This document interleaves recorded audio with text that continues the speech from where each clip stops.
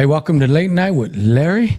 We're here doing it once again. I'm here with my co-host, Vince. Vince, give me a shout out. Hey, everybody. Welcome back to what could possibly be our last episode of Late Night with Larry. Possibly. We told you it's coming, and it definitely is. By next episode, we will be Cryptid Cross Roads.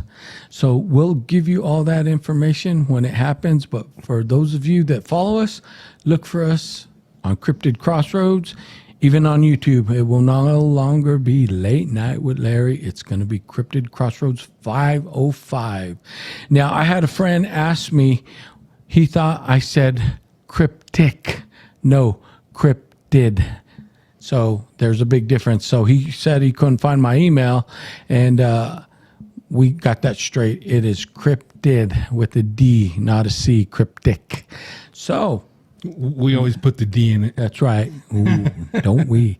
So now that that's cleared, we want you to still hit that subscribe button.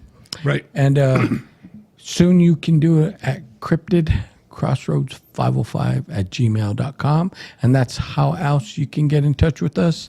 And that's how you're going to find us on YouTube. So that being said, as well, we also have a Facebook page now that we're still in the works of putting everything together. That's right. And we'll start releasing these podcasts on that Facebook page. That being said, we still want you to follow us and be our loyal fans. And like we said, if you got a story, we want it. Got a sighting? We want it. Yep. You got gold in your teeth? We want it. Got a haunting? We want it. Yeah, anything out of the ordinary, your story, secondhand story, we'd love to hear it. That's right. Pass it on, or we could have you on to tell it yourself. That's right. However you choose, but we want it. Anyway, as we do before we get started, we're going to do our celebratory toast to our fans. So this is going to be the last Late Night with Larry toast. That's right. And tonight, my brother thinks this is water, but tonight we separate the men from the boys. I thought you told me this was holy water because we were expecting a vampire. It is. He told me this is holy water because someone that sucks is coming. Both of them are. Oh, hey. Here's to you. To you. Oh,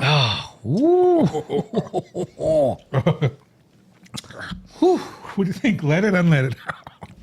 I think that is totally leaded.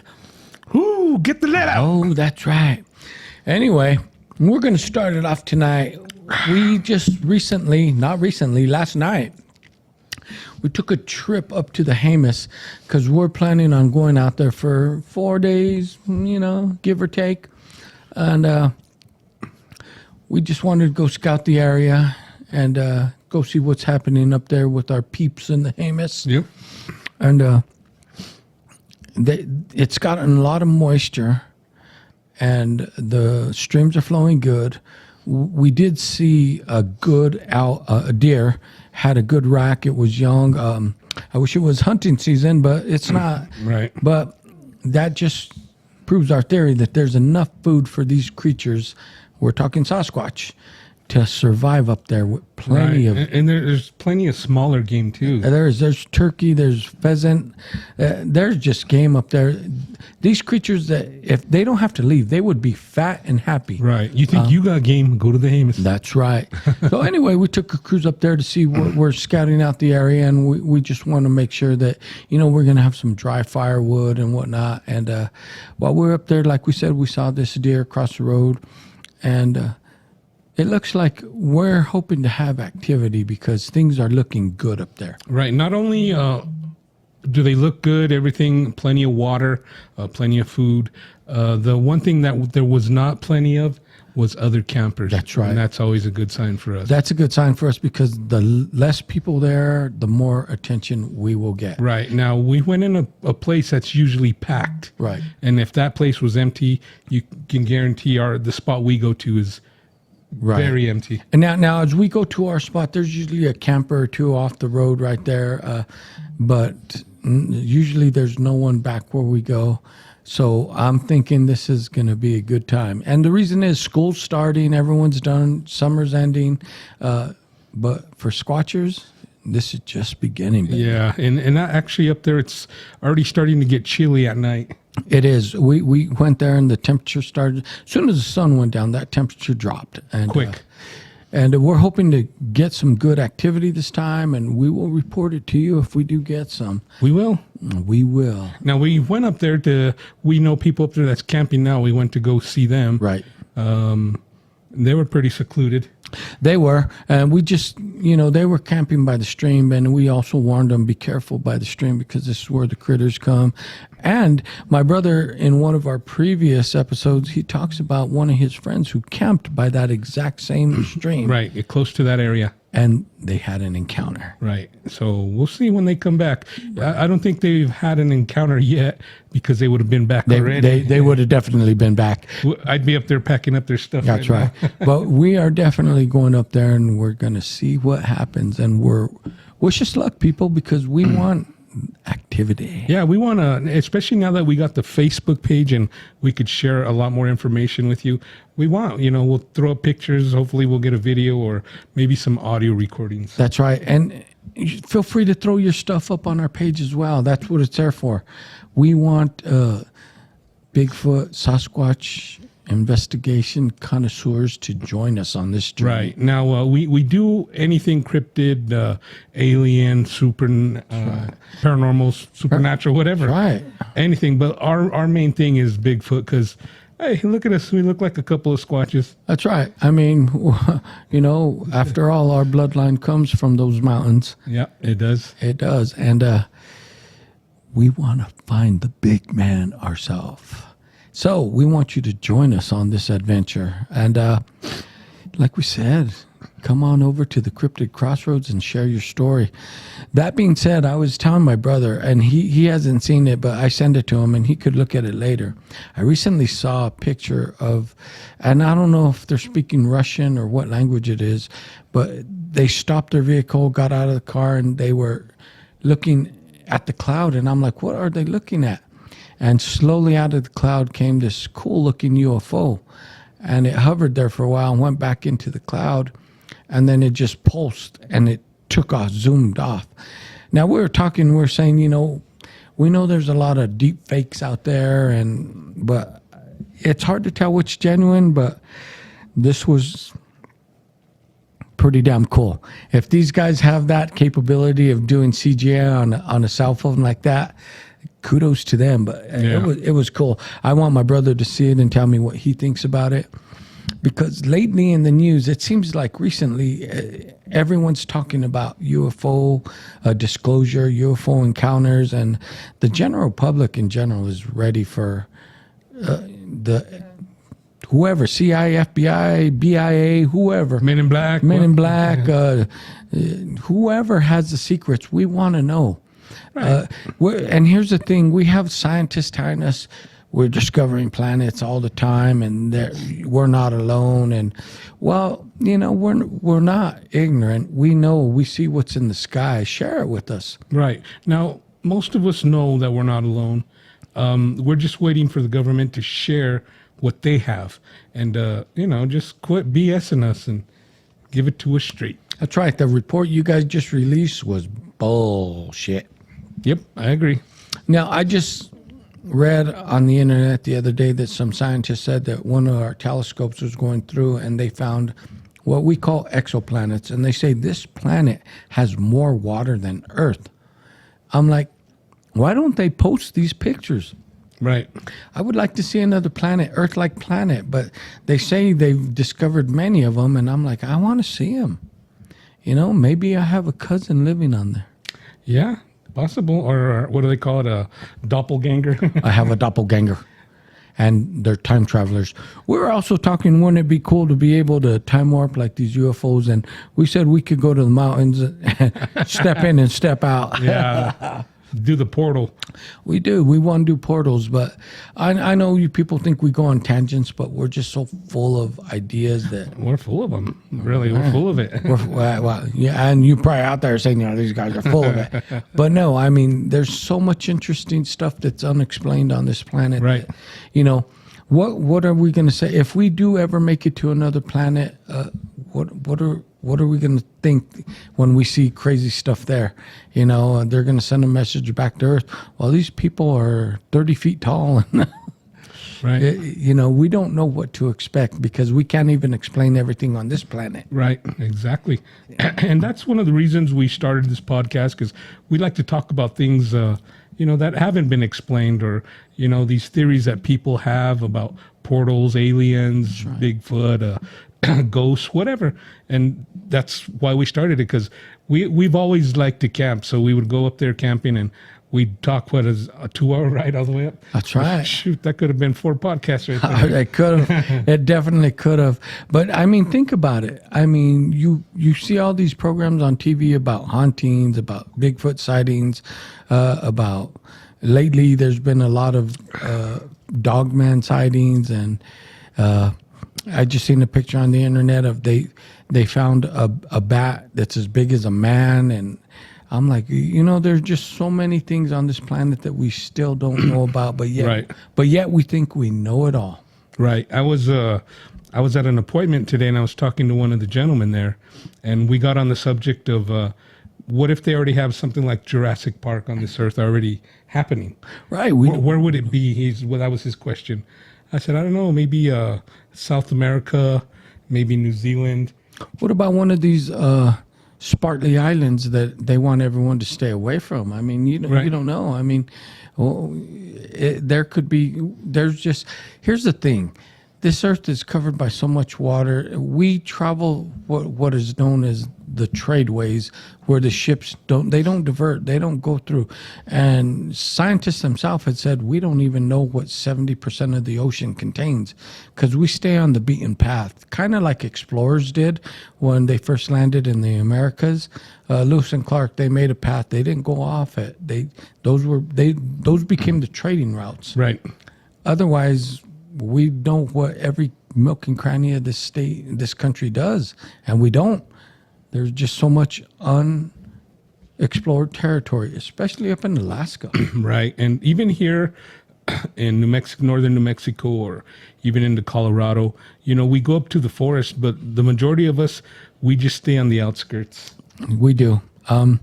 Everyone keeps to the beaten path, and they tell you stay there because it's safe. Well, you know, that's why we go off.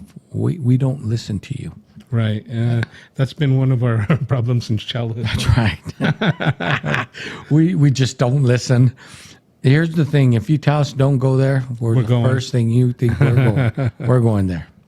But it's interesting to think about the unexplored territory on this Earth. Right. On the Earth, under the water. Right. There's just so much. And that's why I find it funny that people dismiss the Bigfoot or Sasquatch phenomena so quickly, when most of them don't leave their classroom or their house or their city. Yeah. You know, how do you know what's in these deep forests and these high mountains?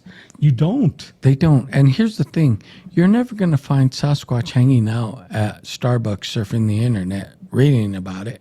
Right. It's not going to happen. Right. And that's a lot of these scientists aren't field scientists. No, you got to get out there and discover it. Right. I know Dr. Meldrum, he'll get out to a certain extent, but he has a extensive record of footprint casts. And he says that tells him all he needs to know, because there's stuff on there, the dermal ridges, the mid-tarsal break, that cannot be hoaxed. Right. Or if they are, they're damn good. And that's the thing. Who would spend the money and the time to do dermal ridges just to hoax you? Just to say, I got you. Right. I don't think so. Well, who's Lee Stroud is the survivor man, right? Les Stroud. Les Stroud. He did one whole season dedicated to Bigfoot. Now, I don't think he talks about his time filming Survivor Man and how he was, you know, followed by these creatures and how they caught him randomly on camera. Right. Shadowing him, and I think that's why he did the one season totally dedicated to this subject, because, like he said, he could not talk about it because the network was saying if you bring it up, you're done. Right. So he kind of did it off his own little project, but But he's had encounters, and that's why he did it. But he still never said yes or no. He say like that time he was in Alaska, he heard something shaking the trees and took off like knocking down everything. Well, runs. But this is my thing, Vince. I think he does that because if he comes out and says yes during filming, I seen it. You think the network's going to take him back and give him another show? Nope. That's why he does. He gives you enough information. He pulls you in without telling you everything. He lets you decide for yourself. He'll throw enough out there that it's pretty damn convincing, but he won't actually say it. And that's smart business, because if he ever wants to do another series or whatnot, the network will pick him up saying, all right, yeah, you didn't divulge it. And, Right. And we don't want you to say anything about it. The networks probably want that because he kept like his viewers on the edge.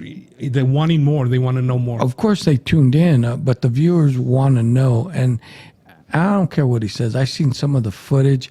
There was a piece of footage when he was coming down, and you could see that big shadow trailing him. I don't think that was his cameraman. Right. Because he was his cameraman. Yeah. I've seen a few of his videos. They're kind of hard to find on YouTube now. Really? I haven't been able to find. There's a couple in particular, like you said, when he's coming down and they show something big shadowing him on a little like hill behind him. Go to Amazon. Okay. Yeah, but there's some cool footage, and There is. there's also some other ones. They might be reaching, but like juvenile Sasquatches in the tree behind him. Right. Yep. No, I remember Because they show him, he's holding his camera, and they'll show it, and it actually moves the leg or something. It's like in the Y of a tree or I something. remember that. Yeah, it's like swinging from the branch. Well, it's actually just standing there, but they say, no, that's just, camera tricks of the tree. But No. then they show it again and something's moved. It's different. Right. Well, and that's the thing that we've thought ourselves is like, people said we tracked them and the footprints all of a sudden disappeared. Well, if these things are part primate, why couldn't they take, and they're as powerful as they are, why can't they take to the trees? And like chimpanzees will go a long distance in the trees. Why can't they do the same? Right. Even if just a few trees, Right. You'll lose the tracks and they'll be off somewhere else. And they'll come down and they're gone again. Right. Now, my brother just sent me a video that I looked at, and I had to look at this like 3 or 4 times. And it was was it in Utah, in Provo Canyon or somewhere? Where was it? I think it was in Provo Canyon. I don't know, but it was. I know it was in Utah. Maybe it was in Utah, the one where he's filming the stream. Yes, he's filming the stream, and he says he hears something in the trees, and so they go in, they stabilize, they zoom, and they say, "Look at the face. The face is pretty dark. It's dark." And I wanted them to focus on the movement once it gets passed through the trees, because it looks like it kind of squats a little. And that's where I wanted them to really zoom in and look at and look at the feet as they lift. But it was pretty convincing. And I'll tell you what, if that's a man in a costume, he's a pretty big damn man. He's a big man. He was filming it from across a gorge. He started out filming the river below, and yeah, it's a big person. Right. Now it's still all these videos. There's just not enough clarity. Well, I know there's not enough clarity, but Well, I mean to say for certain. For certain, no. And you got to admit, look, we just saw a deer and we were like, oh, we couldn't get our phones out in time. And so I understand that they're trying their best to get a stabilized shot and whatnot. And, people are like, well, why don't you take out your phone? Well, why don't you do it, asshole? Right. Right? Yeah, It's not that easy. When something happens, it's like taking out your phone's not the first thing on your mind. No. You get that initial shock where you're like, am I really seeing what I think I'm seeing? Yeah, like even like a deer, your mind's processing it at first. Right. And it all happens in a matter of seconds. And then I think by the time you got your phone out, we were past the deer and it was already up the hill a bit. Right. By then it was too dark to take a picture. It was, because I was like, okay, I see it, there it is. And I'm like, man, it's too dark. My camera can't get it. Yeah. So I understand this guy, the way he was filming, and he's like, whoa, wait, what was that? That being said, he still did capture some pretty damn good footage. and you could see this creature coming through the tree. It is totally black. It's the hair's black. It's dark. The skin even looked like it had black pigment to it, but it was a big thing. Yeah. That's the thing. I said, okay, I need to take another look at this because what's coming through those trees is pretty damn big. And they always say if you film something, go back and take a picture of someone in the area, same area, Right. for size comparison. A reference, a frame of reference. But yeah, but you know what? If we would put, yeah, I'm gonna say if we put a 6-foot man up there, he wouldn't have been as tall, and he definitely wouldn't have had the girth, the width. Right. Because you look at those trees and how it's moving through the trees, and you're like, okay, people are gonna say, oh, it's someone in a costume. I'm like, that's a pretty big damn costume to rent and get up there and to fit. I'm like, where are you going to get a man that's about 4 feet across? You're Right. not. Yeah. Yep. Because I don't know. You find the video, you do your own research, and you tell me what you think. Yeah. Maybe I could put a link on it. I think on you the should Facebook page. put it on and let people look and comment themselves. Of course, you're going to get the trolls that say, oh, that's totally fake. Yeah, well, so is your birth. Yeah. Or I know him. He works at the gas station. I know him. They call him Little. They call him Cuzzy. Yeah, but it's these things. We're not saying that they're one or the other. Some of them are more convincing than others, but Yeah. we like them because they're interesting. They make you think. It makes you want to find the truth out. It does. I mean, if you're just a troll and you're looking and you want to see stuff, that's fine. But for those of you that are genuinely interested, like we are, and wanting to know more about these creatures, and you know they exist, this is for you. Right. Yep. Yeah, it is. If you're into Bigfoot and you want to know the truth, well, you're in the right place. That's right. We're here. But I suggest that people do their own research. I mean, we're going to give it to you, and like my brother will post that link, and you look at it and you decide for yourself. And while you're there, join our Cryptid Cross Roads Facebook. Yeah, it don't cost you nothing. That's right. And just become part of the community. You could chime in whenever you want. You could post or get in touch with us. That's right. And for those of you that think we're doing this because we're not making a damn cent out of it, we just want people who are like-minded with us, that are going to share stories and that are interested in what we are. So I know some of you people are saying they want to subscribe to do this and that. No, we want like-minded people. To this day, we have not made a penny. Right. That's not why we started. No, we do this because we love this topic. Right. We love this topic, and we wanted a platform to put our thoughts out there. And That's right. We're hoping to get more of you to participate to get your thoughts. That's right. That's why we want your stories. I'm like, come on, man, share with us. We love to hear other people's experiences and encounters because that validates what we know and what we think. Right. Because that helps us feel like we're not crazy. Thank you. That I was trying to get there, but that's what I'm saying. It validates it. No, Yeah. it's you make up your own mind. That's why we're trying to put this out there. Like us, we listen to other people's stories. We watch a lot of documentaries. Right. We watch a lot of videos, and we form our own opinion. We don't let who's posting it tell us what to think. No, even these documentaries, I've watched some of them, and I'm like, that's total crap. Right. But we've came through a few that were just a downright joke. right, And those are the ones that kill the credibility of the whole community, the whole Bigfoot cryptid community. and those are the ones that are wanting to charge you money to watch. Right. I'm like, are you kidding? I'm not even going to give you $1 for that crap. But that being said, there's some true people out there that have had true experiences, and we want to hear from you. Right. We do. Because like I said, this whole thing is because my brother had an experience and I want it replicated. And when that day happens, we'll probably go off air and we'll say, this is it. This is the episode. It's true. You'll get probably a 30-second podcast, 30-second video where we said, it's true, with me crying, saying, oh, I can see it. And I'll be in the background. I told you. And then we'll say, we're going out there. Find out for yourself. Well done. Yeah, no, I did. And that's why we go up there. He wants to experience the same thing. And I do. he's experienced some stuff. We've told you we've had activity is what I call it. And we can't explain it. Like we've said, the bottle and the can, to this day, I can't explain. We were the only ones back there. There was no one there. How did that happen? People would say, well, maybe it was a bear does not throw a fucking bottle. I don't know. Mountain lion does not throw a bottle. A squirrel might, but only like 2 inches. Right? No, I mean, this had some velocity to it because when that bottle hit, it made that doop, doop, doop. Right. And not only just that, you've heard some screams that... Oh, definitely. They have woken me up out of my sleep.